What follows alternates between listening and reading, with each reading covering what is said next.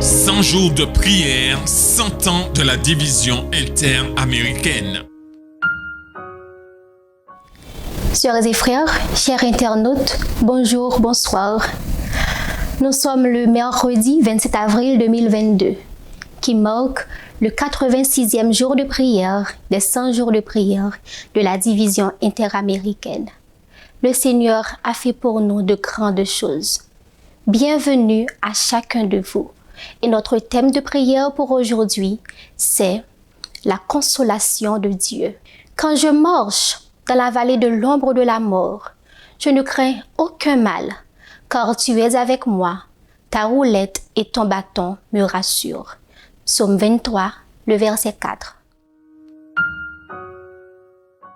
La vie des chrétiens est souvent décrite comme étant chargée d'épreuves, de tristesse et de chagrin, avec peu de choses pour les encourager et les réconforter.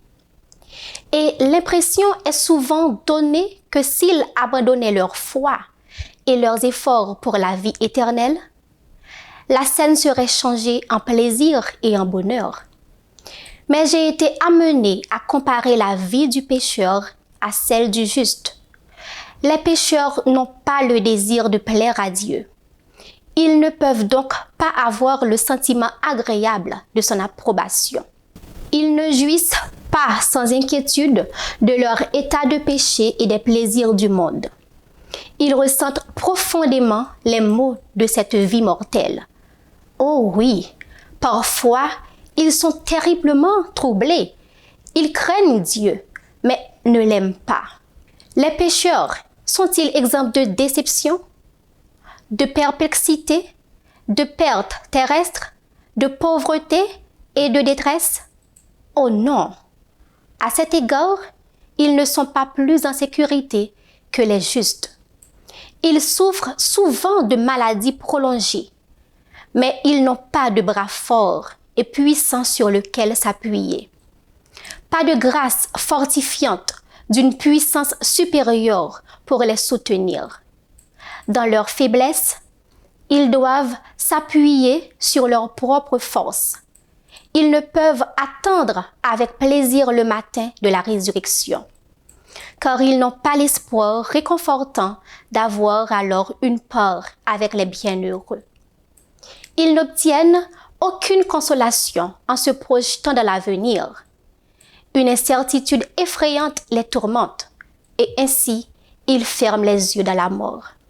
C'est la fin de la vie de plaisir vain des pauvres pécheurs. Les chrétiens sont soumis à la maladie, aux déceptions, à la pauvreté, à l'opprobre et à la détresse. Pourtant, au milieu de tout cela, ils aiment Dieu. Ils aiment faire sa volonté et rien n'est plus précieux que son approbation. Dans les conflits, les épreuves et les scènes changeantes de cette vie, ils savent qu'il y a quelqu'un qui comprend tout, quelqu'un qui prête une oreille attentive aux cris de ceux qui souffrent et qui sont dans la détresse. Quelqu'un qui peut compatir à toutes les peines et apaiser l'angoisse la plus vive de tous les cœurs. Il a invité ceux qui sont dans la peine à venir à lui et à trouver le repos. Au milieu de toutes leurs afflictions, les chrétiens ont une forte consolation. Et s'ils souffrent d'une maladie persistante et pénible, avant de fermer les yeux dans la mort, ils peuvent tout supporter avec joie, car ils sont en communion avec leur Rédempteur. Exercez constamment la foi. Ayez confiance en Dieu, quels que soient vos sentiments. Quiconque parmi vous craint l'Éternel, qu'il écoute la voix de son serviteur. Quiconque marche dans l'obscurité et manque de lumière, qu'il se confie dans le nom de l'Éternel et qu'il s'appuie sur son Dieu. Qu'il dise avec le psalmiste, « Quand je marche dans la vallée de l'ombre de la mort, je ne crains aucun mal, car tu es avec moi. Ta roulette et ton bâton me rassurent. Tu dresses devant moi une table en présence de mes ennemis. Tu oins d'huile ma tête, ma coupe déborde. Oui, le bonheur et la grâce m'accompagneront tous les jours de ma vie et j'habiterai dans la maison de l'Éternel jusqu'à la fin de mes jours. Êtes-vous exempt de déception, de perplexité, de perte terrestre, de pauvreté et d'angoisse? Êtes-vous assuré de la justice du Christ? Craignez-vous Dieu, mais l'aimez-vous vraiment? Êtes-vous parfois malade, déçu, pauvre, en proie aux reproches et à la détresse? Pourtant, au milieu de tout cela, aimez-vous Dieu? Aimez-vous faire sa volonté? Et estimez-vous que rien n'est plus important que son approbation? Dans les scènes changeantes de votre vie, savez-vous qu'il y en a un qui comprend tout? Un qui prête l'oreille aux cris des affligés et des angoissés? Un qui peut compatir à toutes les peines et apaiser les plus vives angoisses de votre cœur? Rappelez-vous que l'exercice constant de la foi et de la confiance en Dieu vous permet de dire avec le psalmiste: « Quand je marche dans la vallée de l'ombre de la mort, je ne crains aucun mal, car tu es avec moi, ta houlette et ton bâton me rassurent. » Nos buts de prière pour aujourd'hui. Remerciez Dieu que malgré les scènes changeantes de votre vie, il est compréhensif et écoute vos cris. Priez pour que vous vous souveniez toujours que malgré les luttes que vous traversez, vous n'aurez pas peur parce que vous savez que Dieu est là pour vous réconforter. Priez pour les membres qui ont perdu des êtres chers. Priez pour l'endurance et la force des professionnels de la santé.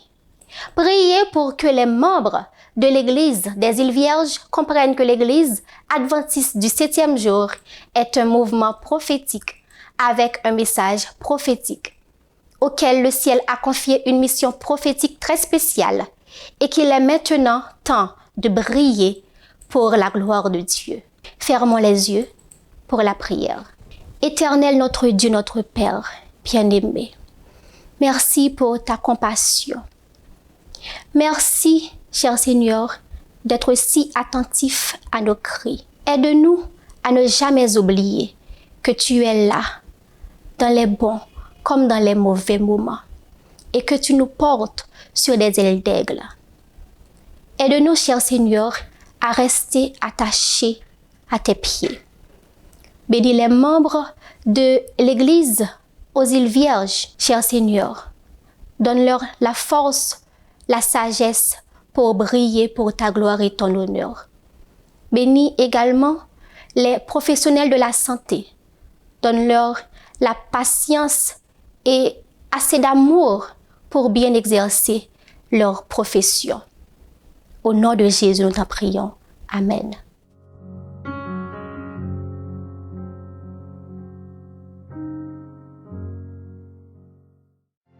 En 2022, nous célébrons les 100 ans de la division interaméricaine.